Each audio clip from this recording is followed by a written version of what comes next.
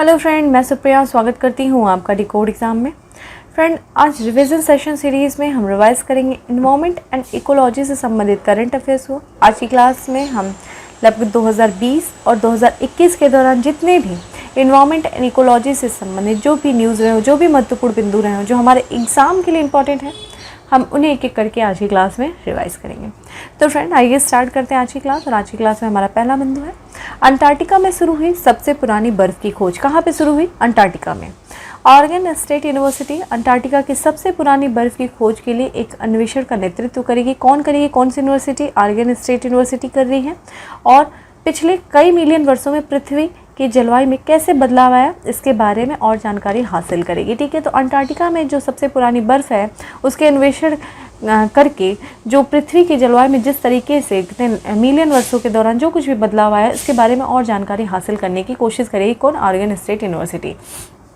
Friend, जैसा कि आप जानते हैं, अंटार्कटिका की जो बर्फ़ है ना, उसको टाइम कैप्सूल कहा जाता है। ठीक है, और आप जैसा कि वक्त के साथ साथ जितना भी कुछ टाइम के साथ साथ जो पर्यावरण में जो बदलाव होते हैं, उनके जो सबूत होते हैं, उनके जो एविडेंस होते हैं, वो बर्फ़ की परतों में दब जाते हैं। ठीक है, और जो बर्फ़ की परतों में जो चीज़ें दबी रहती हैं, वो सालों साल तक जो है वो सुरक्षित रहती हैं। और उनके अध्ययन करने से जब आप उनकी खोज करके उनका अध्ययन करेंगे तो हमें ये चीज़ पता चलेगी कि किस तरीके से जो पृथ्वी की जलवायु में किस तरीके से क्या परिवर्तन आया है। इन सब चीज़ों के बारे में और भी जानकारियाँ मिल सकेंगी। इसलिए सबसे पुरानी बर्फ़ का खोज किया जा रहा है, जिससे कि पृथ्वी की जलवायु में जो वर्तमान परिवर्तन दिख रहा है या जिस तरीके से क्रमिक परिवर्तन हुआ है, उसके बारे में जानकारी हासिल की जा सके। इस अन्वेषण की खोज को राष्ट्रीय विज्ञान फाउंडेशन द्वारा वित्त पोषित किया जा रहा है। पृथ्वी की जलवायु प्रणाली के बारे में ज्ञान हासिल करने के लिए यूनाइटेड स्टेट के विशेषज्ञों को एक साथ लाने के लिए सबसे पुरानी बर्फ अन्वेषण केंद्र कोल्डेक्स स्थापित किया जाएगा। कोल्डेक्स ऐसे 6 नए वैज्ञानिक और प्रौद्योगिकी केंद्रों में से एक है, जिनकी घोषणा राष्ट्रीय विज्ञान फाउंडेशन द्वारा किया गया। तो ठीक है, राष्ट्रीय विज्ञान फाउंडेशन के द्वारा कुछ विज्ञान और प्रौद्योगिकी केंद्रों की घोषणा की गई थी, उसमें से देखा जाए तो कोल्डेक्स एक है। ठीक है, नेक्स्ट है आइसलैंड को मिला हवा से कार्बन डाइऑक्साइड सोखने वाला दुनिया का सबसे बड़ा संयंत्र। ठीक है, तो दुनिया का सबसे बड़ा संयंत्र किस चीज़ के लिए? कार्बन डाइऑक्साइड सोखने के लिए। कहाँ पे? आइसलैंड में। यह संयंत्र हवा से सीधे कार्बन डाइऑक्साइड सोखने के उच्च तकनीकी वाले फिल्टर और पंखों का इस्तेमाल करेगा।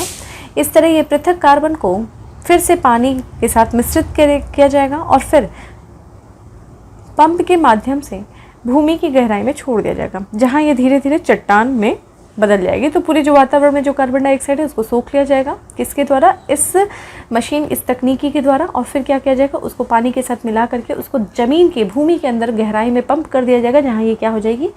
चट्टान में बदल जाएगी। ये दोनों ही प्रौद्योगिकियाँ आपस में भूतापीय संयंत्र से प्राप्त अक्षय ऊर्जा द्वारा संचालित होंगी। आइसलैंड का यह संयंत्र प्रति वर्ष 4000 टन कार्बन डाइऑक्साइड को सोखने में सक्षम है। ठीक है, कितना? 4000 जो है टन जो है प्रति वर्ष। इस प्लांट द्वारा सोखी गई कार्बन डाइऑक्साइड की मात्रा लगभग 790 कारों से होने वाले वार्षिक उत्सर्जन के बराबर होगी।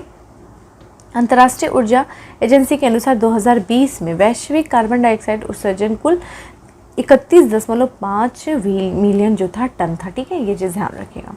बाकी ये कहाँ पे किया जा रहा है? दुनिया का सबसे बड़ा जो है संयंत्र कार्बन डाइऑक्साइड सोखने का, वो किया जा रहा है आइसलैंड में।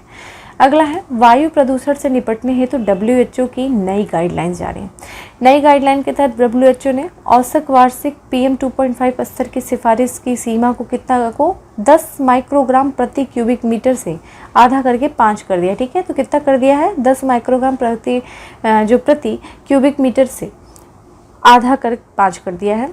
इसमें PM10 के लिए सिफारिश की सीमा को 20 माइक्रोग्राम से घटा करके 15 कर दिया है। नई परिभाषा को माने तो साल के ज़्यादातर समय पूरे भारत ही प्रदूषण में ही जी रहा है। WHO के मुताबिक प्रत्येक साल लगभग 70 लाख लोग प्रदूषण के कारण मर रहे हैं। तय मानकों में से 17 गुना ज़्यादा प्रदूषण के लिए दिल्ली देश और एशिया में सबसे ज़्यादा प्रदूषित है। ठीक है, जो दिल्ली जो है ना, वो देश में और एशिया में सबसे ज़्यादा प्रदूषित शहर है, जो तय मानक के अनुसार जो है 17 गुना ज़्यादा दिल्ली सबसे ज़्यादा प्रदूषित है। WHO ने 2005 के बाद पहली बार एयर क्वालिटी गाइडलाइन जारी किया है। इसका उद्देश्य क्या है? हृदय और श्वसन संबंधी बीमारियों का कारण बनने वाले प्रमुख प्रदूषकों से होने वाले मौतों को कम करना। ठीक है, तो कितना कर दिया है आपने, ध्यान रखिएगा कि जो PM 2.5 का स्तर था उसकी सिफारिश में जो 10 माइक्रोग्राम प्रति यूनिट को घटा करके माइक्रोग्राम प्रति क्यूबिक मीटर को घटा करके 5 माइक्रोग्राम प्रति क्यूबिक मीटर कर दिया है। ठीक है, और वहीं PM 10 को कितना कर दिया है, 20 माइक्रोग्राम से घटा करके 15 माइक्रोग्राम कर दिया है। ये चीज़ ध्यान रखिएगा। ठीक है, और बाकी देखा जाए तो जो तय मानक है उसमें 17 गुना ज़्यादा जो है प्रदूषण के साथ दिल्ली जो है देश में भी सबसे ज़्यादा प्रदूषित और एशिया में भी सबसे ज़्यादा प्रदूषित शहर है। यहाँ पर ये पॉइंट है। अगला है किगाली संशोधन के अनुसमर्थन को स्वीकृति। केंद्रीय मंत्रिमंडल ने हाइड्रोफ्लोरोकार्बन के उपयोग को चरणबद्ध तरीके से समाप्त करने के लिए ओजोन के क्षरण के लिए उत्तरदायी पदार्थों से संबंधित मॉन्ट्रियल प्रोटोकॉल के तहत किए गए किगाली संशोधन के अनुसमर्थन को स्वीकृति प्रदान किया। ध्यान रखिएगा, किगाली जो है समझौता वो ओजोन परत से संबंधित है। और यहीं भी बात करें मॉन्ट्रियल प्रोटोकॉल की तो 1989 में ये आई थी, जो ओजोन परत के क्षरण हेतु अंतर्राष्ट्रीय पर्यावरण संधि। ये चीज़ इंपॉर्टेंट है आपके लिए। मॉन्ट्रियल प्रोटोकॉल ओजोन क्षरण से जो है वो संबंधित है। कब आई थी, 1989 में आई थी। अगला है नेट जीरो कैंपेन, किससे संबंधित है। विश्व की सबसे बड़ी मांस उत्पादक कंपनी JVS ने नेट जीरो कैंपेन से स्वयं को संबद्ध किया है। इससे पूर्व मई 2021 अंतर्राष्ट्रीय ऊर्जा एजेंसी ने 2050 तक नेट जीरो नामक नेट जीरो उत्सर्जन रोडमैप जो तैयार किया था। नेट जीरो का मतलब है वायुमंडल में नया उत्सर्जन न जोड़ने हेतु। ठीक है, तो ये चीज़ आप इसका मतलब ध्यान रखिएगा। नेट जीरो का मतलब क्या होता है, वायुमंडल में नया उत्सर्जन न जोड़ने हेतु। और सबसे बड़ी मांस कंपनी जो है विश्व की वो है JVM। इसने अपने आप को उससे समाप्त किया नेट जीरो कि वो आने वाले समय में किस तरीके से मतलब वायुमंडल में किसी भी नई तरीका का उत्सर्जन नहीं करेगी। और यही इससे पूर्व देखा जाए 2021 में अंतर्राष्ट्रीय ऊर्जा एजेंसी ने 2005 तक नेट जीरो नामक नेट जीरो मैप किसके द्वारा, अंतर्राष्ट्रीय ऊर्जा एजेंसी ने 2050 तक। ठीक, नेक्स्ट है भारत सरकार ने रखा वन संरक्षण अधिनियम में बदलाव का प्रस्ताव।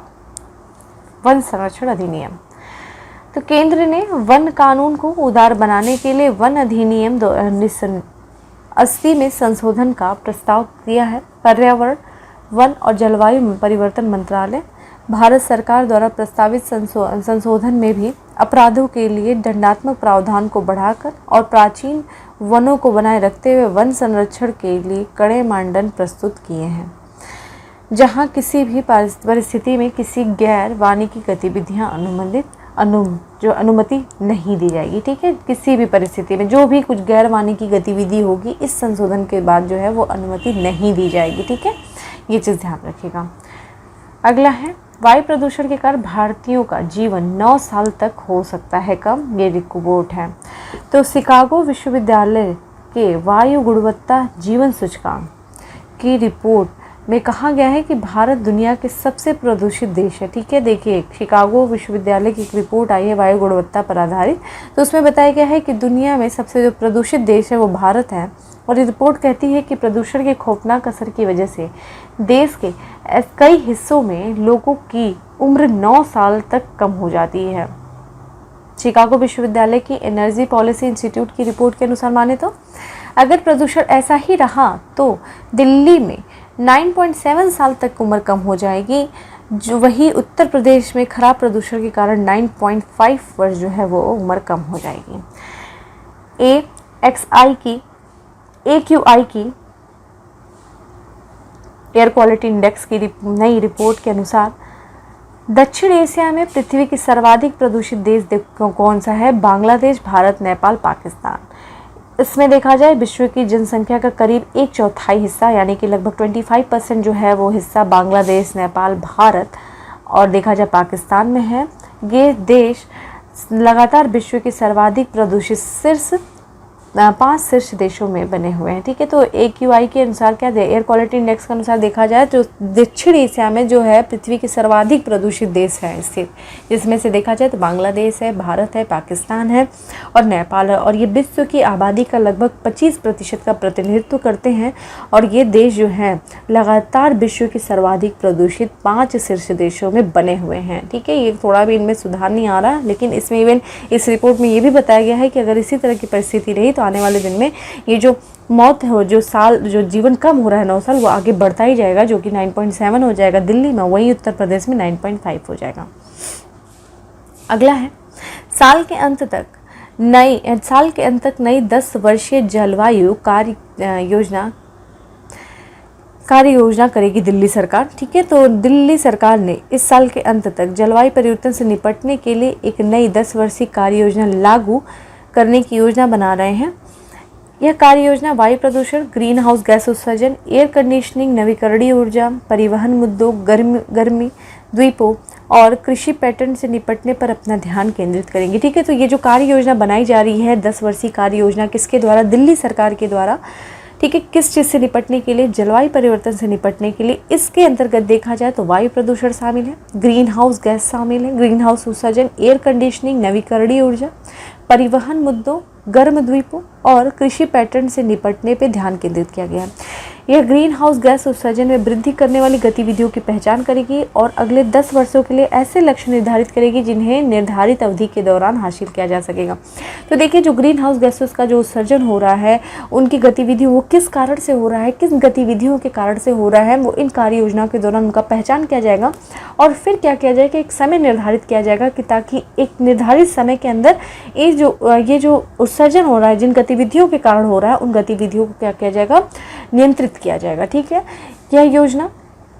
इस योजना के संबंध में सभी परामर्श 2 महीने के भीतर पूरे होने की उम्मीद है और इसे साल के अंत तक जो है वो, यानी कि 2021 के साल तक अंत तक ये 10 वर्षीय कार्य योजना जो है, जलवायु कार्य योजना, वो लागू कर दी जाएगी दिल्ली सरकार के द्वारा। वहीं देखिए, मेडिकल आपात स्थिति के लिए बनेगी एशिया की पहली हाइब्रिड फ्लाइंग कार। ठीक है, तो ये किसके लिए? मेडिकल आपात के लिए, और एशिया की पहली हाइब्रिड फ्लाइंग कार है। ये कौन बना रहा है, हमें ये देखना है। तो इन हाइब्रिड फ्लाइंग कारों का उद्देश्य क्या है? शहर की सड़कों में तेजी से बढ़ने वाले भीड़ भाड़ के साथ यातायात का एक परेशानी मुक्त व्यवहार्य समाधान प्रदान करना। यह एक पूर्ण स्वायत्त हाइब्रिड इलेक्ट्रिक वाहन VTOL वाहन होगा जो दो यात्रियों की सवारी के लिए सक्षम होगा। इसे चेन्नई स्थित विनाटा एरो मोबिलिटी द्वारा बनाया जा रहा है। ठीक है, तो विनाटा एरो मोबिलिटी जो कि चेन्नई में स्थित है, इसके द्वारा एशिया की पहली हाइब्रिड फ्लाइंग कार जो है वो बनाया जा रहा है, जो कुछ भी यातायात के दौरान जो आप सड़क पे जा रहे हैं, जो भीड़ है, जो ट्रैफिक है, इन सारी चीज़ों से निपटने के लिए यह फ्लाइंग कार अपनी मोटर को चलाने के लिए जैव ईंधन का उपयोग करेगी। कार जो है 1300 किलोग्राम के अधिकतम वजन को ढोने में सक्षम होगी और 120 किलोमीटर प्रति घंटा की अधिकतम गति से लगभग 60 मिनट तक उड़ सकती है। ठीक है, तो ये चीज़ आपका ध्यान रखेगा। किसके द्वारा है ये है विनाटा एरो मोबिलिटी द्वारा। ठीक है, चलिए आगे बढ़ते हैं। राजीव गांधी राष्ट्रीय पार्क का नाम होगा ओरंग राष्ट्रीय उद्यान। देखिए, इस पूरा पार्क का नाम क्या था? राजीव गांधी ओरंग राष्ट्रीय उद्यान, लेकिन अब वहाँ उनके इस पार्क से राजीव गांधी के नाम को हटा दिया गया है और मात्र ये असम में स्थित ओरंग राष्ट्रीय उद्यान ही इसका नाम रहेगा। असम सरकार के अनुसार स्थानीय लोगों की मांग के बाद राजीव गांधी के नाम को हटा करके केवल ओरंग राष्ट्रीय उद्यान नाम रखा गया। ये बदलाव स्थानीय चाय बागानों से जुड़ी जनजातियों की मांग पर किया गया। राज्य सरकार का दावा है कि नाम बदलने के लिए कई संगठनों द्वारा राज्य सरकार से संपर्क करने के बाद यह निर्णय लिया गया। तो ध्यान रखिएगा, ये ओरंग राष्ट्रीय उद्यान, जिसका पूरा पहले नाम था राजीव गांधी ओरंग राष्ट्रीय उद्यान, जो कि असम में स्थित है, अब इसका सिर्फ नाम क्या होगा? ओरंग राष्ट्रीय उद्यान। असम सरकार ने ये डिसीजन लिया है। वहाँ के स्थानीय लोगों की मांग थी कि राजीव गांधी हटा करके, क्योंकि ओरंग जो है एक जनजाति है और इसके आधार पे उनके ही आधार पे इस चीज़ का नाम जो है, ये फैसला जो है असम सरकार के द्वारा लिया गया है। ओरंग राष्ट्रीय उद्यान देश का एक राष्ट्रीय उद्यान है जो असम के दरांग और सोनितपुर जिलों में ब्रह्मपुत्र नदी के उत्तरी तट पर स्थित है। इसे साल 1985 में एक अभयारण्य के रूप में स्थापित किया गया था और 1999 में एक राष्ट्रीय उद्यान जो है वो घोषित किया गया था। आप लोगों को ये पता होना चाहिए कि अभयारण्य किसके द्वारा जो है घोषित किया जाता है। किसी क्षेत्र को राष्ट्रीय उद्यान, कोई उद्यान है उसे राष्ट्रीय उद्यान किसके द्वारा जो है वो घोषित किया जाता है। ये सब चीज़ें भी साथ में पढ़ लीजिएगा आप लोग। आगे है, भारत के पहले स्मार्ट टावर का दिल्ली में हुआ उद्घाटन। ठीक है, दिल्ली के कनॉट प्लेस पे भारत के पहले स्मार्ट टावर का उद्घाटन हुआ है। इसके बारे में देखें तो दिल्ली में उद्घाटन किया गया 24 मीटर लंबा, कितना मीटर लंबा? 24 मीटर लंबा ये स्मार्ट टावर अपने आसपास के लगभग 1 किलोमीटर दायरे की वायु गुणवत्ता को सुधारने के लिए स्थापित किया गया है। दिल्ली के कनॉट प्लेस में स्थापित यह टावर प्रति सेकंड 1000 क्यूबिक मीटर हवा को शुद्ध करने में सक्षम है। तो ध्यान रखिएगा, भारत का जो पहला स्मॉग टावर है दिल्ली में कहाँ, कनॉट प्लेस में। इसकी सक्षमता की अगर ये कितना मीटर लंबा है तो फ्रेंड ये 24 मीटर लंबा है।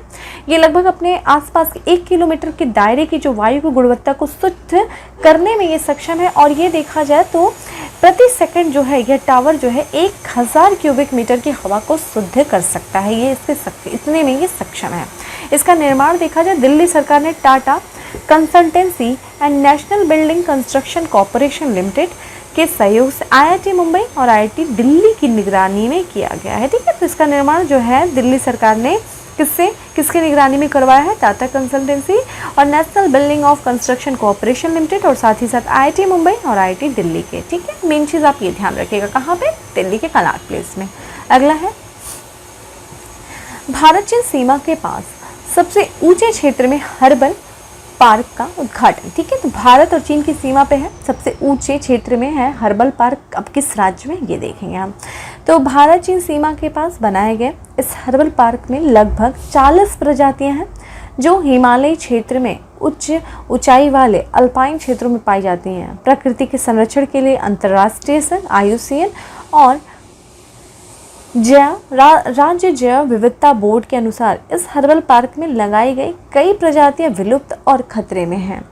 इसमें कई महत्वपूर्ण औषधि जड़ी बूटियां भी शामिल हैं। भारत में हर्बल पार्क जड़ी बूटियों को क्षरण और समाप्ति से बचाने और संरक्षित करने के लिए सरकार के प्रयासों का हिस्सा है। इस हर्बल पार्क का उद्देश्य है देश की पारंपरिक दवा प्रणाली को जीवित रखना। ठीक है, ये चीज़ ध्यान रखिएगा। अगला है राष्ट्रीय हाइड्रोजन मिशन की शुरुआत। प्रधानमंत्री नरेंद्र मोदी ने 15 अगस्त को लाल किले की प्राचीर से नेशनल हाइड्रोजन मिशन की घोषणा की। इसके जरिए भारत को ग्रीन हाइड्रोजन में भारत को ग्लोबल हब बनाने का टारगेट है। ठीक है, तो नेशनल हाइड्रोजन जो है मिशन की घोषणा प्रधानमंत्री नरेंद्र मोदी जी द्वारा 15 अगस्त 2021 को किया गया, जिसके जरिए क्या किया गया है कि भारत को ग्रीन हाइड्रोजन में भारत को ग्लोबल हब बनाने का टारगेट रखा गया। बजट 2021 में भी राष्ट्रीय हाइड्रोजन मिशन का जिक्र है। हाइड्रोजन फ्यूल के इस्तेमाल से डीजल पेट्रोल का इस्तेमाल घटेगा। इससे कच्चे तेल के आयात पर निर्भरता भी घटेगी। इसका एक बड़ा फ़ायदा ये भी होगा कि प्रदूषण पर लगाम लगाने में मदद मिलेगी। ऊर्जा ज़रूरतों को पूरा करने के लिए हर साल 12 लाख करोड़ रुपए से अधिक खर्च देश को करना पड़ता है। ठीक है, तो इसके फ़ायदे क्या होंगे जब राष्ट्रीय हाइड्रोजन मिशन जो है जिसका जिक्र प्रधानमंत्री नरेंद्र मोदी द्वारा 15 अगस्त में किया गया, साथ ही साथ इस वर्ष के बजट में भी किया गया था। तो इसके जो इस्तेमाल से क्या होगा कि आपको जो डीजल और पेट्रोल के जो है ये इस्तेमाल घटेगा। आप जो कच्चे तेल का बहुत बड़े पैमाने पे आयात करते हैं, दूसरे देशों पे निर्भर रहते हैं, वो निर्भरता घटेगी। और सबसे बड़ा फ़ायदा क्या होगा, प्रदूषण पर लगाम लगाना। जैसा कि आप देख रहे हैं, अभी हम लोगों ने लगातार देखा है किस तरीके से देश जो है वो प्रदूषण के चक्र में किस तरीके से फंसा हुआ है। WHO की रिपोर्ट भी देखा, तो वो सारी चीज़ों से, उन चुनौतियों से निपटने में ये सारे जो है स्टेप्स हैं वो काफ़ी ज़्यादा कारगर साबित होंगे। ठीक है, तो राष्ट्रीय हाइड्रोजन मिशन ध्यान रखेगा। अगला है भारत की कुल स्थापित अक्षय ऊर्जा क्षमता हुई 1000 गीगावाट से अधिक। ठीक है, तो अक्षय ऊर्जा की क्षमता कितना हुई है, वो 1000 गीगावाट से अधिक है। भारत की कुल स्थापित अक्षय ऊर्जा की क्षमता 1000 गीगावाट का प्रमुख लक्ष्य हासिल कर लिया है। केंद्रीय विद्युत मंत्रालय के अनुसार ये 100 गीगावाट है। ठीक है, 100 गीगावाट का प्रमुख लक्ष्य हासिल कर लिया है। केंद्रीय विद्युत मंत्रालय के अनुसार 100 गीगावाट स्थापित किए जा चुके हैं। 50 गीगावाट स्थापना के अधीन है और 27 गीगावाट निविदा के अधीन है। ठीक है, तो ये देखा गया 50 जो गीगावाट है वो स्थापना के अधीन है और 27 गीगावाट जो है वो निविदा के अधीन है।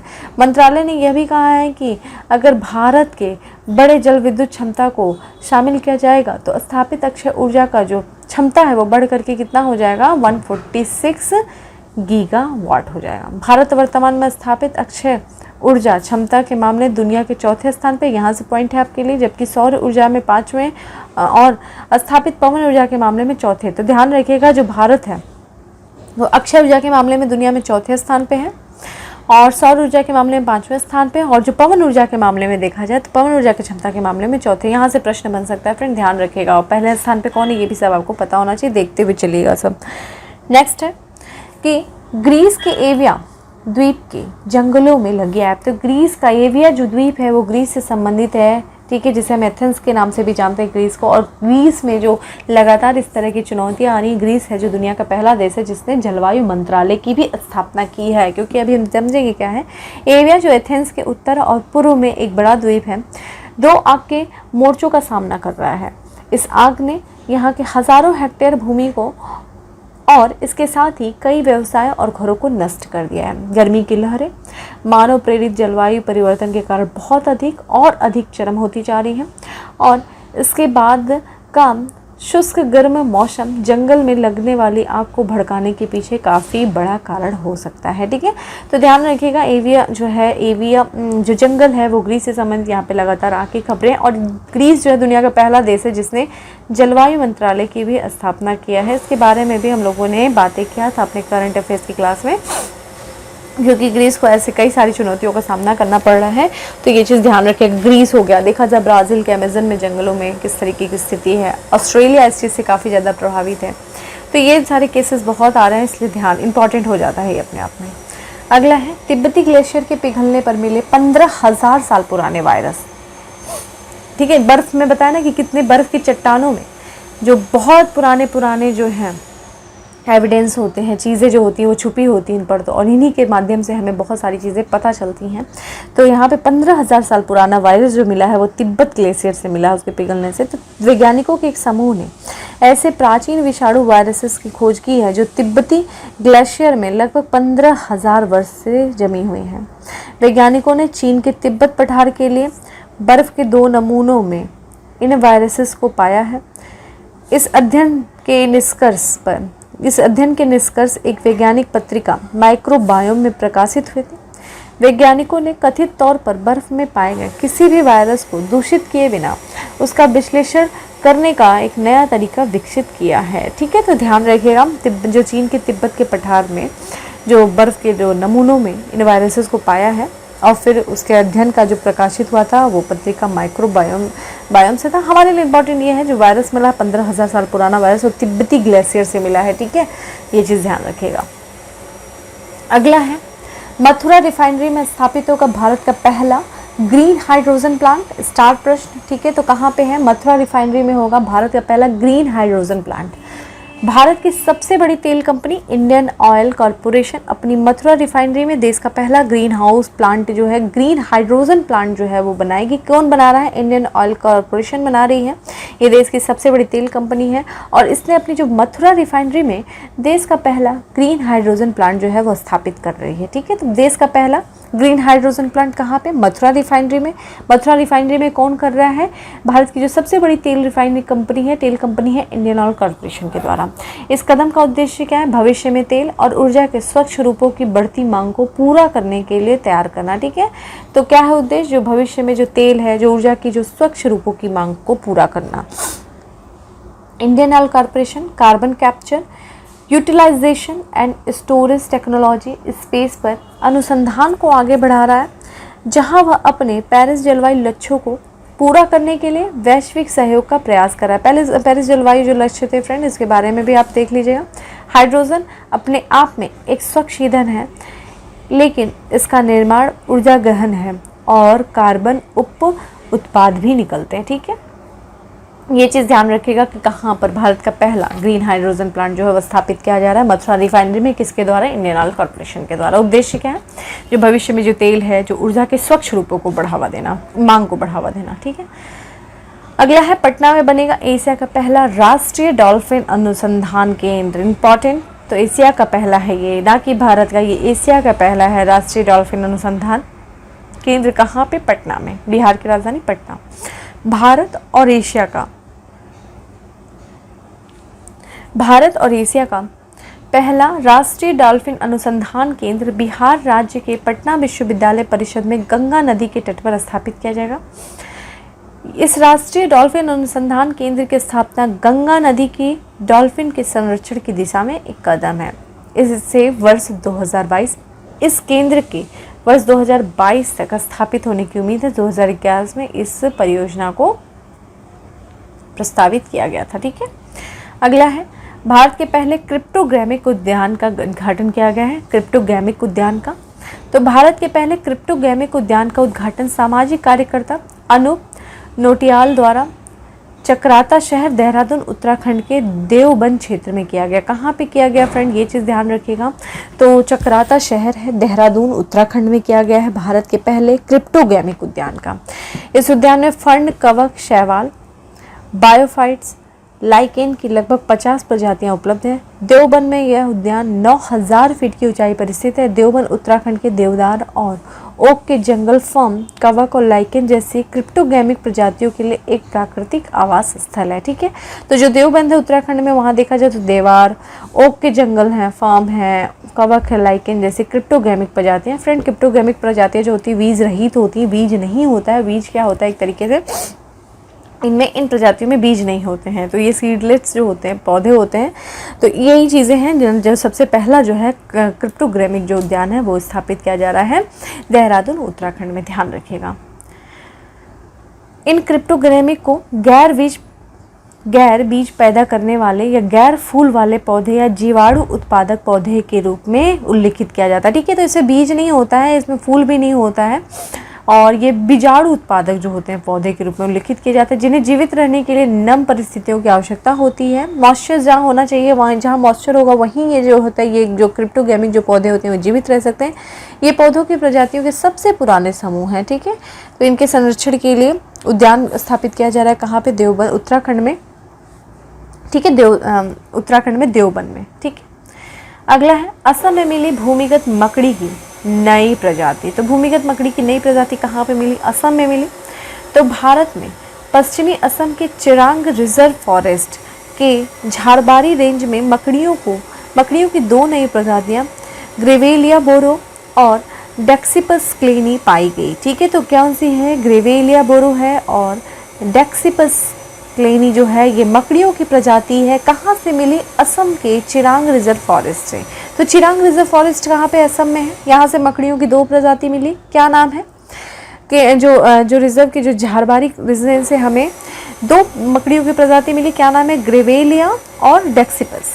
मकड़ियों की ये दोनों प्रजातियाँ बोडोलैंड प्रादेशिक क्षेत्र में समान स्थान साझा कर रही हैं। जापान की ऑर्कोनोलॉजिकल सोसाइटी द्वारा प्रकाशित एक्टा ऑर्कोनोलॉजिकल में मकड़ियों की इन प्रजातियों का वर्णन किया गया। मोस्ट इंपॉर्टेंट, आपको इनका नाम पता होना चाहिए, ग्रेवेलिया बोरो और तो आपका डेक्सिपस क्लीनी। ये मकड़ियों की प्रजाति है और ये असम के चिरांग रिजर्व फॉरेस्ट के झारबारी रेंज से जो कि मिली है। ठीक है, अंटार्कटिका में पौधों की एक नई प्रजाति की खोज। अभी हमने देखा अंटार्कटिका में विश्व की सबसे पुरानी, जो दुनिया की सबसे पुरानी या फिर पृथ्वी की सबसे पुरानी बर्फ़ की खोज की जा रही है। वहीं पे इस खोज के दौरान देखा जाए तो पौधों की एक नई प्रजाति भी मिली है, नई प्रजाति खोजी गई है।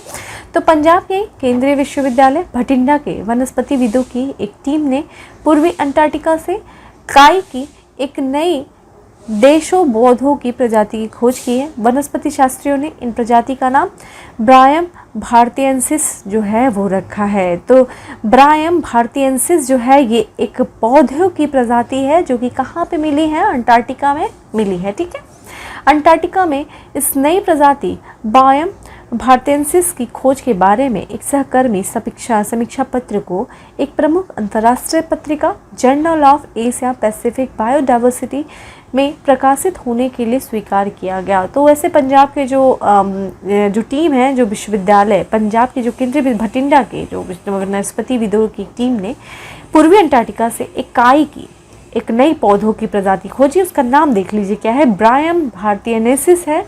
और ये पौधे की नई प्रजाति जिसकी खोज की गई है अंटार्कटिका में, आपको डायरेक्ट यही दे देगा कि अभी हाल ही में खबरों में रहा ब्रायम भारतीयंसिस क्या है। तो ध्यान रखिएगा ये एक पौधों की नई प्रजाति है। कहाँ से मिली, अंटार्कटिका में। किसने खोजा, पंजाब के जो केंद्रीय विद्यालय भटिंडा के वनस्पतिविदों के द्वारा ये खोजा गया। ठीक है, अगला है रामगढ़ विषधारी अभयारण्य राजस्थान के टाइगर रिजर्व के तौर पे नामित किया गया है। तो ध्यान रखिएगा रामगढ़ विषधारी जो अभयारण्य है ये राजस्थान में है और ये इसको टाइगर रिजर्व के तौर पे नामित किया गया है। तो राजस्थान के रामगढ़ विषधारी अभयारण्य जो 1071 वर्ग किलोमीटर में फैला है, यानी कि 1071 वर्ग किलोमीटर में फैला है। इस राज्य का चौथा टाइगर रिजर्व है, ठीक है। तो राजस्थान का जो चौथा टाइगर रिजर्व है रामगढ़ विषधारी अभ्यारण्य है। और वर्ष 2018 में टाइगर सेंसस गणना के अनुसार राजस्थान में इन 3 अन्य रिजर्व को 102 बाघ हैं। राजस्थान के अन्य टाइगर रिजर्व देखिए, सवाई माधव में रणथंभौर टाइगर रिजर्व, अलवर में सरिस्का टाइगर रिजर्व, कोटा में Mukundra hills tiger reserve, Bundi में रामगढ़ विषधारी टाइगर रिजर्व। ध्यान रखिएगा 4 टाइगर रिजर्व है, जिसको हाल ही में जो नया बना है वो बना है रामगढ़ विषधारी अभ्यारण्य को टाइगर रिजर्व के तौर पे नामित किया गया। और अन्य जो 3 है, एक तो आपका रणथंभौर टाइगर रिजर्व है राजस्थान में, सवाई माधोपुर में है, सरिस्का टाइगर रिजर्व जो है अलवर में है, मुकुंद हिल्स टाइगर रिजर्व जो है वो कोटा में है, रामगढ़ विषधारी टाइगर रिजर्व जो है वो बूंदी में है। अगला है मछली पालक किसानों के लिए मत्स्य सेतु ऐप। इस ऐप को भाकरी अनूप केंद्रीय मीठा जल जीव पालन अनुसंधान संस्थान सीफा के द्वारा जो है भुवनेश्वर अनुसंधान संस्थान भुवनेश्वर द्वारा हैदराबाद स्थित राष्ट्रीय मत्स्य विकास बोर्ड के वित्त पोषण समर्थन से विकसित किया गया। किसके द्वारा विकसित किया गया है? भुवनेश्वर की एक संस्था है जिसका नाम है भाकरी अनूप केंद्रीय मीठा जल जीव पालन अनुसंधान संस्थान के द्वारा। किसके वित्त पोषित से? जो हैदराबाद में स्थित है राष्ट्रीय मत्स्य विकास बोर्ड के वित्त पोषण के समर्थन से। मत्स्य ऐप में प्रजाति वार या विषय वार स्वशिक्षण ऑनलाइन पाठ्य सामग्री जो है वो है। इसमें व्यावसायिक रूप से महत्वपूर्ण मछलियों के प्रजनन, बीज उत्पादन, पालन पोषण, संवर्धन पर बुनियादी अवधारणाओं और व्यवहारिक प्रदर्शन की व्याख्या की गई है। ऐप में शिक्षार्थियों को प्रेरित करने, एक जीवंत सीखने का अनुभव प्रदान करने के लिए स्व मूल्यांकन के लिए प्रश्नोत्तरी परीक्षण विकल्प को प्रदान किए गए हैं। चलिए आगे बढ़ते हैं। अंटार्कटिका के एक विशाल हिमखंड का खंडन। अंटार्कटिका के वेडल सागर में स्थित रॉन आइस शेल्फ में पश्चिमी हिस्से से एक विशाल हिमखंड का खंडन हुआ है। तो वेडल सागर जो है वो अंटार्कटिका से संबंधित है। यहाँ पे रॉन आइस शेल्फ है, वहाँ के पश्चिमी हिस्से से एक विशाल हिमखंड का खंडन हुआ है। यह हिमखंड अब दुनिया का सबसे बड़ा हिमखंड है जिसका नाम देख लीजिए क्या है, A76, और इसका क्षेत्रफल 4320 किलोमीटर है। ठीक है, तो दुनिया का जो सबसे विशाल जो सबसे बड़ा हिमखंड है जिसका नाम क्या है, A76 है। कहाँ से मिला? अंटार्कटिका से मिला। कहाँ पे स्थित है? वेडल सागर के पास में ये हिमखंड जो है वो स्थित है, जिसका क्षेत्रफल देखा जाए तो 4320 यानी कि 4320 किलोमीटर क्षेत्रफल इसका जो है वो फैला हुआ है। ध्यान रखिएगा, हमें ये नाम पता होना चाहिए। ऐसे प्रश्न बनते हैं कि अभी हाल ही में चर्चा में रहा A76 क्या है, तो आप बताएंगे कि ये एक विशाल हिमखंड है। कहाँ से मिला? अंटार्कटिका से मिला, वेडल सागर से। ये वेडल सागर भी आपको पता होना चाहिए। अगला है पाकिस्तान के जैकोबाबाद में दुनिया का सबसे ज़्यादा तापमान जो है वो दर्ज किया गया है। तो आपको इस स्थान का नाम याद रखना है। जैकोबाबाद पाकिस्तान में है और यहाँ पे दुनिया में सबसे ज़्यादा जो है तापमान दर्ज हुआ है। गर्मियों के मौसम में पाकिस्तान के सिंध प्रांत के जैकोबाबाद शहर में दुनिया का सबसे अधिक तापमान लगभग 52 डिग्री सेल्सियस 126 फ़ारेनहाइट दर्ज किया गया है। यह सर कर्क रेखा पर स्थित है। इसका अर्थ है कि ग्रीष्मकाल के दौरान सूर्य इस शहर के निकट होता है और इस शहर में अत्यधिक गर्म ग्रीष्मकालीन और हल्की सर्दियों के साथ यह गर्म रेगिस्तान जलवायु है। इस शहर का न्यूनतम तापमान -3.9 डिग्री सेल्सियस या फिर 25 डिग्री फ़ारेनहाइट दर्ज किया गया है।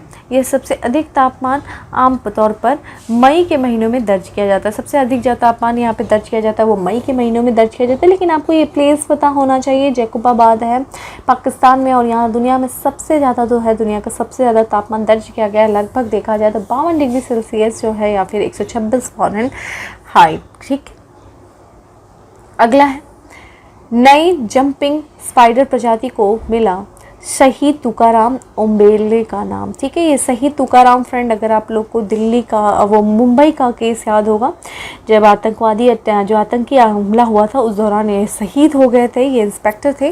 तो इनके ही नाम पे एक जंपिंग स्पाइडर प्रजाति का नाम रखा गया है, नई जंपिंग स्पाइडर। तो नई खोजी गई मकड़ी या स्पाइडर की प्रजाति का नाम सहायक उपनिरीक्षक तुकाराम ओम्बले के नाम पर आईसीएस तुकारामी रखा गया है। तो देखिएगा, ध्यान रखिएगा, आईसीएस तुकारामी क्या है? ये एक मकड़ी की प्रजाति है जिसका नाम आईसीएस तुकारामी रखा गया है। किसके नाम पे रखा गया है? सहायक उपनिरीक्षक तुकाराम ओम्बले के ऊपर रखा गया है, जो कि शहीद हो गए थे किस दौरान? 26/11 के आतंकवादी हमले के दौरान। आतंकवादी अजमल कसाब को पकड़ने में मदद करने के लिए अपने जीवन दांव पर लगा दिया। तुकाराम ओम्बले एक मुंबई पुलिस अधिकारी और सेना के सिपाही हैं, जिन्होंने मुंबई पुलिस के सहायक उपनिरीक्षक के तौर पर कार्य किया। वर्ष 2008 में मुंबई हमले के दौरान गिरगांव चौपाटी मुंबई में आतंकवादियों से लड़ते हुए शहीद हो गए थे। तो 2008 में जो 26/11 की घटना सबको याद होगी, ये एक तरीके से बहुत ही दुखद घटना थी। और इस दौरान जो है आतंकवादी अजमल कसाब को पकड़ने में मदद करने के लिए और किस तरीके से आतंकवादियों से सामना करते हुए जो सहायक उपनिरीक्षक तुकाराम ओम्बले, वो शहीद हो गए। और उनके याद में एक तरीके से जो मकड़ी की प्रजाति जो खोजी गई है उसका नाम रखा गया है आईसीएस तुकारामी। ठीक है, अगला है, भारत और भूटान ने पर्यावरण के विभिन्न क्षेत्रों में सहयोग के लिए समझौता किया। तो भारत ने किस देश के साथ पर्यावरण के विभिन्न क्षेत्रों में सहयोग करने के लिए समझौता किया? भूटान के साथ किया है। यह समझौता ज्ञापन एक ऐसा मंच प्रदान करता है जो भारतीय और भूटानी साझेदारी और समर्थन को और बढ़ाएगा। अपशिष्ट, इसमें देखिए ये जो समझौता हुआ है इसमें कौन कौन से जो क्षेत्र शामिल हैं? तो इसमें अपशिष्ट प्रबंधन है, वायु प्रदूषण है, जलवायु परिवर्तन है, रासायनिक प्रबंधन जैसे विभिन्न क्षेत्रों में सर्वोत्तम कार्य प्रणाली का आदान प्रदान किया जाएगा। यह हस्ताक्षरित समझौता ज्ञापन अपने आपसी हित के अनेक क्षेत्रों में संयुक्त परियोजनाओं की संभावना भी उपलब्ध करवाएंगे। यह एमयू यानी कि मेमोरेंडम ऑफ अंडरस्टैंडिंग वैज्ञानिक, तकनीकी और प्रबंधन क्षमताओं को मजबूत करेंगे। यह समझौता ज्ञापन भारत और भूटान के बीच पारस्परिक रूप से लाभकारी साझेदारी को बढ़ावा देने के लिए पर्यावरण के क्षेत्र में सहयोग के विभिन्न क्षेत्रों का विस्तार करने में भी मदद करेंगे।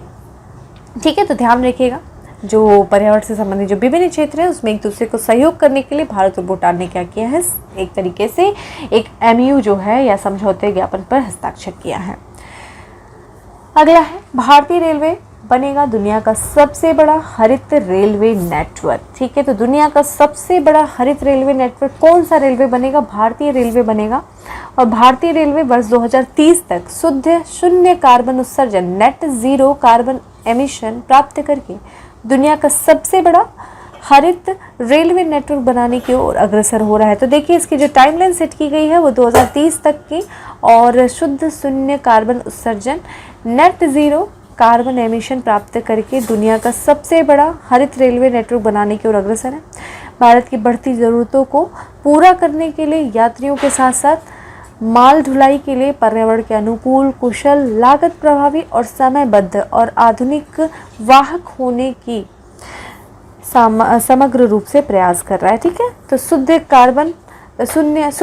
कार्बन उत्सर्जन प्राप्त करके दुनिया का सबसे बड़ा हरित रेलवे नेटवर्क बनाने की ओर भारत जो है अग्रसर हो रहा है। समय क्या है? 2030 है। ठीक है, ये चीज़ ध्यान रखिएगा। तो दुनिया का सबसे बड़ा हरित रेलवे नेटवर्क भारतीय रेलवे द्वारा बनाया जाएगा। ठीक है, जो भारतीय रेलवे बनेगा,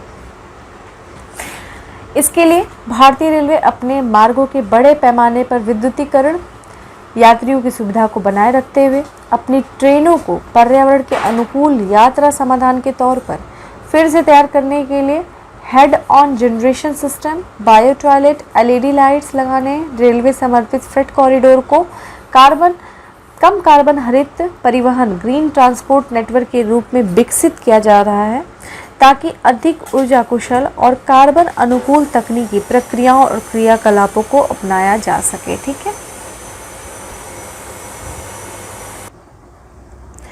चलिए आगे बढ़ते हैं।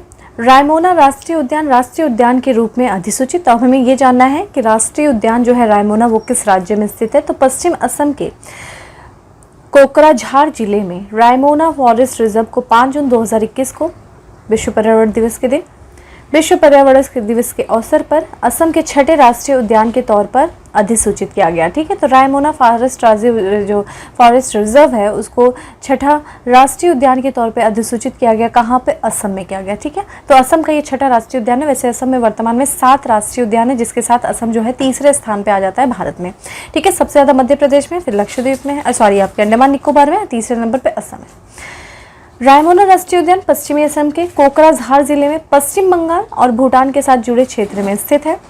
उद्यान में बाघ, बादलदार तेंदुआ, गोल्डन लंगूर, भारतीय गौर, एशियाई हाथी, चित्तीदार हिरण, जंगली भैंस और हॉर्नबिल सहित कई प्रकार के वन्यजीव जो हैं वो पाए जाते हैं।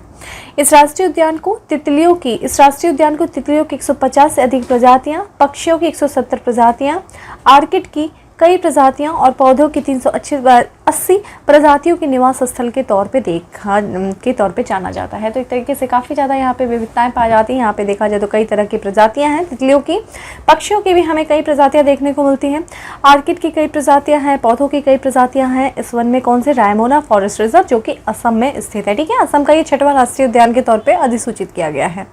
अगला है इंडोनेशिया में मेरापी ज्वालामुखी विस्फोट। ध्यान रखिएगा, आपका ये स्टेटमेंट जो है ये प्रश्न ज्योग्राफी से भी संबंधित पूछा जा सकता है एज अ लोकेशन वाइज कि मेरापी ज्वालामुखी किस देश से संबंधित है? इंडोनेशिया पे। और हाल ही में चूंकि यहाँ पे ज्वालामुखी विस्फोट हुआ है मेरापी में, तो इसलिए ये चर्चा में रहा है। तो इंडोनेशिया में मेरापी ज्वालामुखी का विस्फोट हुआ है।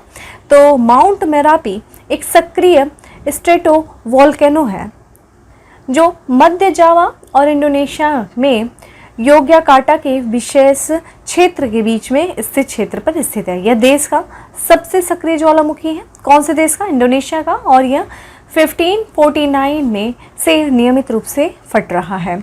मेरापी पर्वत योग्याकार्ता शहर से लगभग 28 किलोमीटर उत्तर में स्थित है और 24 लाख की आबादी के साथ हजारों लोग इस ज्वालामुखी के किनारे रहते हैं। तो देख लीजिए इसका विस्फोट होना किस तरीके से हानिकारक हो सकता है, क्योंकि इस ज्वालामुखी के आसपास लगभग 24 लाख की आबादी निवास करती है। तो ये काफ़ी चुनौतीपूर्ण है ये चीज़। और ये देश का सबसे सक्रिय ज्वालामुखी है मेरापी ज्वालामुखी। बहुत इंपॉर्टेंट है, स्टार प्रश्न है ये। नेक्स्ट है तूफान जो है चक्रवाती तूफान यास ने उड़ीसा और बंगाल में भारी नुकसान। ठीक है, तो यास जो आया था ये बंगाल की खाड़ी में ये तूफान आया था जिसने उड़ीसा और बंगाल को प्रभावित किया। तो भारत मौसम विज्ञान विभाग के मुताबिक अति भीषण चक्रवाती तूफान यास उड़ीसा के बालासोर से लगभग 50 किलोमीटर दक्षिण पूर्व में केंद्रित है। उड़ीसा और पश्चिम बंगाल में यास तूफान के तांडव को देखते हुए बिहार समेत कई राज्यों में अलर्ट जारी किया गया। ठीक है, तो यास जो है यास तूफान के तांडव को देखते हुए उड़ीसा और ये जो बंगाल है यहाँ तक कि बिहार में भी ये काफ़ी ज़्यादा प्रभावित किया इसने क्षेत्र। यह पश्चिम बंगाल और उड़ीसा राज्य ने वही पश्चिम बंगाल और उड़ीसा सरकार ने सुरक्षा को ध्यान में रखते हुए जोखिम वाले क्षेत्रों से 12 लाख से अधिक लोगों को निकाल करके सुरक्षित स्थानों पर पहुंचाया है।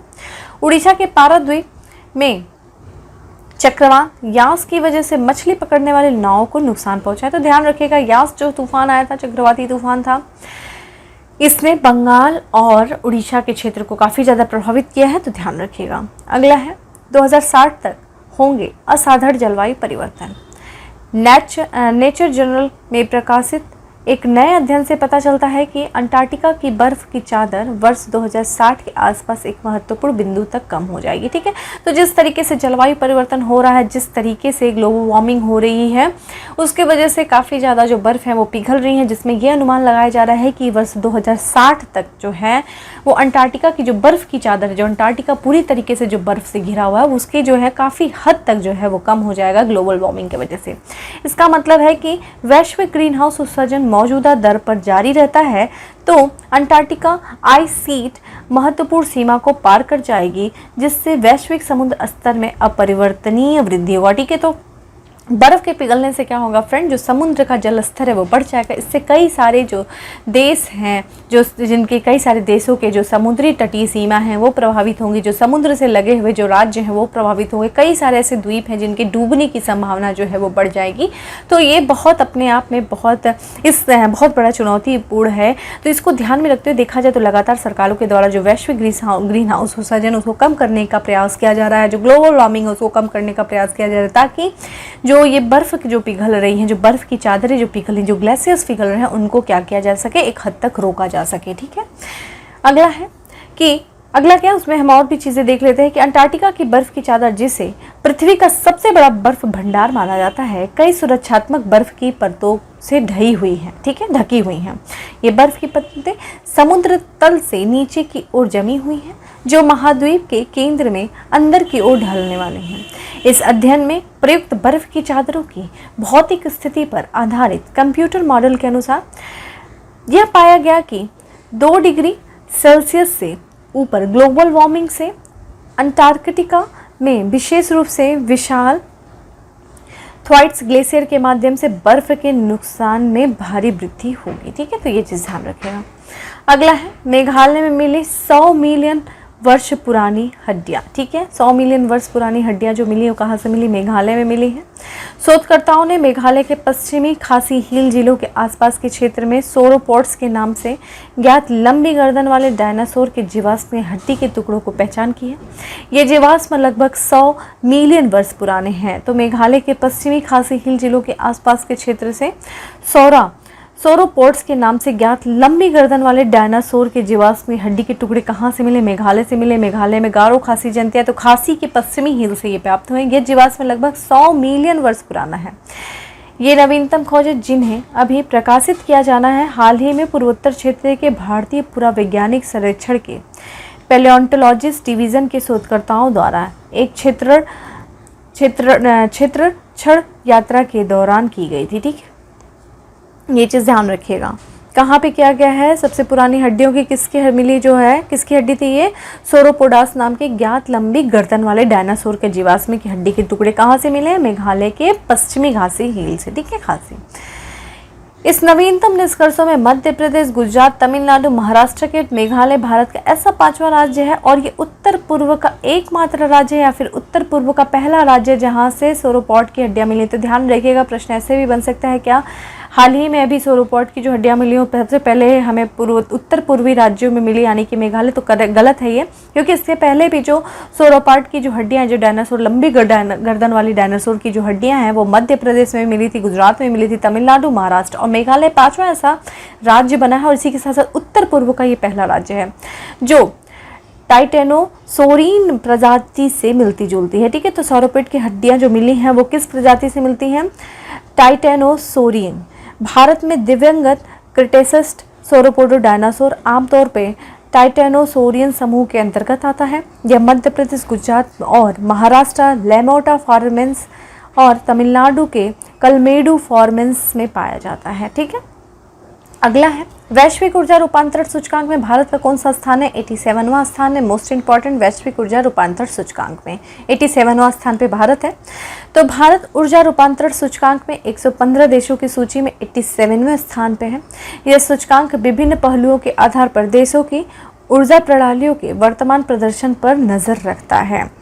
तो 115 देशों की सूची में 87वें स्थान पर है कौन, भारत है। किसमें, वैश्विक ऊर्जा रूपांतरण सूचकांक को ध्यान रखिएगा, 87 कितने देशों में, 115 देशों में। ठीक है, ये सूचकांक विभिन्न पहलुओं के आधार पर देशों के ऊर्जा प्रणालियों के वर्तमान प्रदर्शन पर नजर रखता है। वैश्विक आर्थिक मंच, वर्ल्ड इकोनॉमिक फोरम की जारी रिपोर्ट के अनुसार देखा जाए तो भारतीय ऊर्जा रूपांतरण सूचकांक के बारे में जानकारी दी गई है। ये रिपोर्ट एसेंचर के साथ मिलकर तैयार की गई है।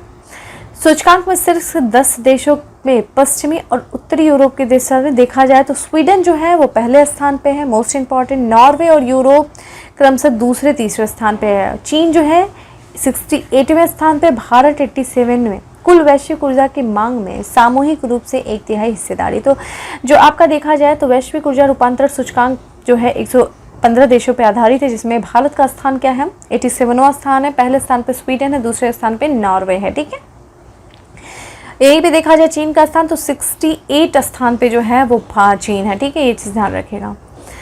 महाराष्ट्र में सिंधु दुर्ग जैव विविधता विरासत स्थल घोषित। तो सिंधु दुर्ग जैव विविधता विरासत स्थल कहाँ पे स्थित है? महाराष्ट्र में स्थित है। तो महाराष्ट्र सरकार ने पश्चिमी घाट के सिंधु दुर्ग जिले के अंबोली में एक क्षेत्र को जैव विविधता विरासत स्थल घोषित किया है। इस क्षेत्र में एक दुर्लभ मीठे पानी की मछली प्रजातियों की खोज की गई है। सिंधुदुर्ग जिले के सावंतीवाड़ी तहसील में अंबोली के पास सिस्टूरा हिरण्यकेशी नाम की नई मीठे पानी की मछली की प्रजाति खोज की गई। क्या नाम है? सिस्टूरा हिरण्यकेशी। ये एक नई मछली की प्रजाति है जो कि मीठे पानी की मछली है। ये इसकी खोज की गई कहाँ से? सिंधुदुर्ग जिले के सावंतीताड़ी तहसील में अंबोली के पास, ठीक है, ये महाराष्ट्र में है। यह वन्य जीव शोधकर्ता तेजस ठाकुर के नेतृत्व में एक टीम द्वारा पाया गया जो महाराष्ट्र के मुख्यमंत्री उद्धव ठाकुर के बेटे हैं। मीठे पानी की मछली प्रजातियों की खोज एक्वा इंटरनेशनल जर्नल एंड इचोथोलॉजी में अक्टूबर 2020 के संस्करण के तेजस ठाकुर और सह लेखकों द्वारा प्रकाशित था। अगला है भारत का सबसे बड़ा floating solar power plant Telangana में किया जाएगा स्थापित, ठीक है। तो ये अभी स्थापित है, इस पे काम चल रहा है, आने जो स्टार्ट अभी ये इस पे वर्क चल रहा है। जो भारत का सबसे बड़ा फ्लोटिंग सोलर पावर प्लांट है वो तेलंगाना में स्थापित किया जाएगा। तो national thermal power corporation NTPC Ramagundam Peddapalli जिले तेलंगाना में अपने थर्मल पावर प्लांट में के जलाशय में 100 मेगावाट बिजली की उत्पादन क्षमता सहित भारत के सबसे बड़े फ्लोटिंग सोलर प्लांट तैरता हुआ ऊर्जा संयंत्र का निर्माण कर रहा है। तो कितने मेगावाट का है जो भारत का सबसे बड़ा फ्लोटिंग सोलर पावर प्लांट जो कि तेलंगाना में स्थापित किया जा रहा है? किसके द्वारा? एनटीपीसी के द्वारा। ये इसकी जो क्षमता है बिजली उत्पादन क्षमता सहित कितना है? 1000 मेगावाट। और यह सौर परियोजना 4.5 लाख फोटोवोल्टिक पैनल के साथ 4.5 लाख फोटोवोल्टिक पैनल के साथ 450 एकड़ में फैली होगी, जिसका भविष्य में विस्तार किया जाएगा। इस परियोजना की अनुमानित लागत लगभग 423 करोड़ रुपए है और इस परियोजना का लक्ष्य 2022 तक भारत के 175 गीगावाट की स्थापित अक्षय ऊर्जा क्षमता के लक्ष्य को प्राप्त करना है, जिसमें 100 गीगावाट की सौर क्षमता शामिल होगी। तो ध्यान रखिएगा, भारत जो परियोजना का लक्ष्य क्या है? 2022 तक भारत का एक लक्ष्य स्थापित है 175 गीगावाट अक्षय ऊर्जा क्षमता को प्राप्त करना। वहीं देखा जाए तो 100 गीगावाट सौर ऊर्जा से स्थापित की जाएगी, ठीक है। तो ध्यान रखिएगा, भारत का सबसे बड़ा floating solar power plant Telangana में एनटीपीसी के द्वारा क्षमता क्या है? 100 मेगावाट। भारत के पश्चिमी घाटों में मिली तितली की नई प्रजाति। पश्चिमी घाट में तितलियों की नई प्रजाति मिली है, तितली की नई प्रजातियां मिली हैं। तो पश्चिमी घाट के शोधकर्ताओं द्वारा लाइकेनिड तितली की एक नई टैक्सोन की खोज की गई है। तो ध्यान रखिएगा, लाइकेनिड तितली की एक नई टैक्सोन की खोज की गई है। टैक्सन नाकाडूबा जीनस से संबंधित है और यह एक विशेषज्ञ टीम द्वारा देखा गया। यह पहली बार है कि किसी तितली प्रजाति की खोज पश्चिमी घाट के अखिल भारतीय अनुसंधान दल ने की है। इन नई प्रजातियों को अब भारत में तितलियों की विस्तार सूची में जोड़ दिया गया है, ठीक है। ये चीज़ ध्यान रखिएगा कि यह खोज न केवल भारत की तितली वर्ग में ही बल्कि पश्चिमी घाट और केरल के तितली समूह में इन नई प्रजातियों को जोड़ती है। यह तितली प्रजाति का नाम रामस्वामी की 6 लाइन ब्लू और सिलोन वरियानेली रखा गया है, ठीक है। तो ये जो नई प्रजाति का नाम क्या रखा गया है? रामस्वामी की 6 लाइन ब्लू और सिलोन वरियानेली जो है ये रखा गया है। जो तितलियों की जो नई प्रजाति मिली कहाँ से? पश्चिमी घाट से मिली है, ठीक है। चलिए आगे बढ़ते हैं। इटली हुआ शामिल अंतर्राष्ट्रीय सौर गठबंधन में। इटली जो है शामिल हो गया है। तो अंतर्राष्ट्रीय सौर गठबंधन इंटरनेशनल सोलर अलायंस भारत द्वारा शुरू किया गया एक गठबंधन है जिसमें 120 से अधिक देश शामिल हैं। और ये जो 120 से अधिक देश शामिल हैं इनके बारे में देखा जाए तो इस संगठन में अधिकांश सदस्य धूप वाले या गर्म देश हैं जो पूरी तरह से या आंशिक रूप से मकर और कर्क रेखा के बीच में स्थित है। तो फ्रेंड, ये जो मकर रेखा और कर्क रेखा जो है, ठीक है, 23.5 डिग्री नॉर्थ और 23.5 डिग्री जो साउथ में है, इसके बीच के जो देश हैं जो या तो पूरी तरीके से या तो आंशिक रूप से जो इस क्षेत्र के बीच में आते हैं, वो जो है वो अंतर्राष्ट्रीय सौर गठबंधन के सदस्य होते हैं, जिसमें देखा जाए तो वर्तमान में 120 से अधिक देश जो हैं वो शामिल हैं। और अभी हाल ही में इटली भी शामिल हो गया, क्योंकि अब इसका विस्तार किया जा रहा है। उसके बाद के भी जो कर्क रेखा से उत्तर की तरफ और मकर रेखा से दक्षिण की तरफ जो है तरफ भी इसका विस्तार किया जा रहा है। तो इसका शुभारंभ फ्रांस के राष्ट्रपति और प्रधानमंत्री नरेंद्र मोदी ने संयुक्त राष्ट्र जलवायु परिवर्तन सम्मेलन कोप 2005 या कोप 21 के दौरान पेरिस, फ्रांस में संयुक्त रूप से किया था। इस वैश्विक गठबंधन का उद्देश्य अस्थायी सौर ऊर्जा के व्यापक और तीव्र इस्तेमाल के माध्यम से पेरिस जलवायु समझौते के कार्यान्वयन में योगदान देना है। तो ठीक है, अभी हाल ही में कौन शामिल हुआ? इटली शामिल हो गया। 120 से अधिक देशों के जो है ये शामिल है। वो भी देखा जाए तो वो आंशिक या फिर पूरी तरीके से जो मकर या कर्क रेखा के बीच में जो देश आते हैं वही अंतर्राष्ट्रीय सौर जो गठबंधन में शामिल होते हैं। और इसका जो गठबंधन है, इसका जो इसको बनाया था, किसके जो गठबंधन का जो शुरुआत की गई थी, ये भारत और फ्रांस के द्वारा शुरू किया गया था। कब? 2015 में पेरिस सम्मेलन के दौरान, जो कि कोप 21 के भी नाम से जाना जाता है। ठीक है, तो ये चीज़ ध्यान रखिएगा। अगला है गो इलेक्ट्रिक अभियान की शुरुआत की गई है। किसके द्वारा की गई? उद्देश्य क्या है? देखिए, जब कोई अभियान होता है तो किसी मंत्रालय, किसी संस्थाओं के द्वारा शुरू किया जाता है और हर अभियान का एक उद्देश्य होता है। तो ठीक, हमें भी जानना है कि गो इलेक्ट्रॉनिक मंत्रालय जो है उसकी शुरुआत कब हुई, क्यों हुई, किसके लिए हुई।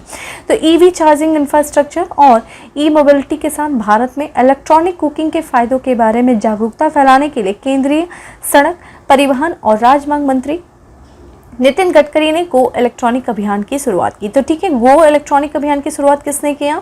नितिन गडकरी। नितिन गडकरी कौन है फ्रेंड? केंद्रीय सड़क और परिवहन राज्य मंत्री हैं। इन्होंने गो इलेक्ट्रॉनिक अभियान की शुरुआत की किस चीज़ के लिए? ईवी चार्जिंग इंफ्रास्ट्रक्चर और मोबिलिटी के साथ साथ भारत में इलेक्ट्रिक कुकिंग के फायदे के बारे में जागरूकता फैलाने के लिए। ठीक है, तो एक तरीके से जागरूकता अभियान है गो इलेक्ट्रिक अभियान। केंद्रीय मंत्री नितिन गडकरी ने इस अभियान की शुरुआत करते हुए गो इलेक्ट्रिक भारत का भविष्य है। उन्होंने कहा कि जो गो इलेक्ट्रिक वो भारत का भविष्य है, जो पर्यावरण के अनुकूल, लागत प्रभावी और स्वदेशी इलेक्ट्रिक उत्पादों को बढ़ावा देने में मदद करेगा। ठीक है, यह अभियान एक महत्वपूर्ण पहल है जो आने वाले वर्षों में भारत में के जीवाश्म ईंधन आयात निर्भरता को कम करने में मदद करेगा। एक हरियाली और स्वच्छ भविष्य की दिशा में एक कदम आगे होगा। इलेक्ट्रॉनिक ईंधन जीवाश्म ईंधन के लिए एक महत्वपूर्ण विकल्प है। तो ठीक है, इलेक्ट्रॉनिक ईंधन जीवाश्म ईंधन के लिए महत्वपूर्ण विकल्प है। और जिस तरीके से हम जीवाश्म ईंधन के लिए दूसरे देशों पर निर्भर होते हैं या बहुत बड़े पैमाने पर आयात करते हैं, उससे देखा जाए तो पर्यावरण प्रदूषण भी होता है, बहुत सारी चुनौतियां उससे उत्पन्न होती हैं। इन सारी चुनौतियों को कम किया जा सकता है और निर्भरता कम की जा सकती है आयात पे इलेक्ट्रॉनिक जो है ईंधन। और इसी कारण जो मंत्री हैं नितिन गडकरी, उन्होंने बोला है कि आने वाला जो भविष्य है वो गो इलेक्ट्रॉनिक का होगा। ठीक है, इलेक्ट्रॉनिक का होगा। ठीक है, इलेक्ट्रॉनिक भारत का भविष्य। पारंपरिक ईंधन की तुलना में इलेक्ट्रिक ईंधन में कम उत्सर्जन और कम लागत में होने के साथ साथ यह स्वदेशी भी है। अगला है भीमबेटका में मिला सबसे पुराने जानवर का जीवाश्म। भीमबेटका की गुफा फ्रेंड आप लोगों ने हिस्ट्री में पढ़ा होगा, मध्य प्रदेश में। तो यहाँ सबसे पुराने जानवर का जीवाश्म प्राप्त हुआ है। तो शोधकर्ताओं ने मध्य प्रदेश के भोपाल से लगभग 40 किलोमीटर दूर स्थित यूनेस्को के संरक्षित क्षेत्र भीमबेटका में देश के सबसे पुराने जानवर का जीवाश्म खोजा है। भीमबेटका में ऑडिटोरियम गुफा की छत पर मिले जानवर का जीवाश्म लगभग 57 करोड़ साल पुराना है। तो ठीक है, जो भीमबेटका की गुफा है ये यूनेस्को के द्वारा संरक्षित गुफा है और यहाँ से दुनिया के, ठीक है ध्यान रखिएगा, दुनिया के सबसे पुराने जानवर का जीवाश्म खोजा गया है। ठीक है, ये चीज़ ध्यान रखिएगा, कितने साल पुराने? 57 करोड़ साल पुराना है ये। इसका नाम डिकिंसोनिया है। ठीक है, जो जीवाश्म खोजा गया उसका नाम क्या है? जो जानवर का जीवाश्म उसका नाम है डिकिंसोनिया और देश में पहली बार इस जानवर का जीवाश्म मिला है। यह जीवाश्म भीमबेटका के शोधकर्ताओं को संयोग से मिला। बीते साल यहाँ भ्रमण करने पहुंचे अंतर्राष्ट्रीय भूवैज्ञानिकों की नज़र इस जीवाश्म पर पड़ी तो उन्होंने इसकी तस्वीर लेकर के अंतर्राष्ट्रीय स्तर पर परीक्षण किया। तब पता चला कि यह जीवाश्म पृथ्वी के पहले जीव का है। ठीक है, तो नाम क्या है? डिकिंसोनिया। ठीक है, ये सारी चीज़ें ध्यान रखिएगा। डिकिंसोनिया कहाँ से मिला? भीमबेटका, भीमबेटका कहाँ पे स्थित है? मध्य प्रदेश में। मध्य प्रदेश में भीमबेटका जो स्थित है यूनेस्को द्वारा संरक्षित स्थल है, ठीक है। कितने साल पुराना? 57 करोड़ साल पुराना है, ठीक है।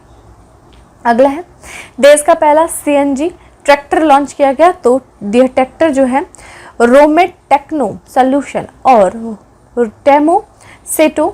टोमासेटो इकाइल इंडिया ने संयुक्त रूप से विकसित किया है। तो जो पहला सीएनजी ट्रैक्टर है वो किनके द्वारा विकसित किया गया है? रोमेट टेक्नो सोल्यूशन और टोमासेटो इकाइल इंडिया के द्वारा किया गया है। सीएनजी ट्रैक्टर के 80% वायु प्रदूषण कम होगा इससे, और वही नए उत्सर्जन मानक के तहत उनको चलाने पर प्रतिबंध नहीं लगेगा। 15 साल तक किसान ऐसे ट्रैक्टरों को चला सकेंगे, ठीक है। इन ट्रैक्टरों का ईंधन भी न केवल आर्थिक रूप से बचत करेगा बल्कि पर्यावरण को बचाने में भी मदद करेगा। सरकार का कहना है कि फसलों के वेस्ट अवशेष को किसान जलाता है, अब उसे बेचकर अपनी आमदनी बढ़ा सकेगा। इस तरह सीएनजी ट्रैक्टर कृषि क्षेत्र में बड़ा बदलाव ला सकता है, ठीक है, ध्यान रखिएगा।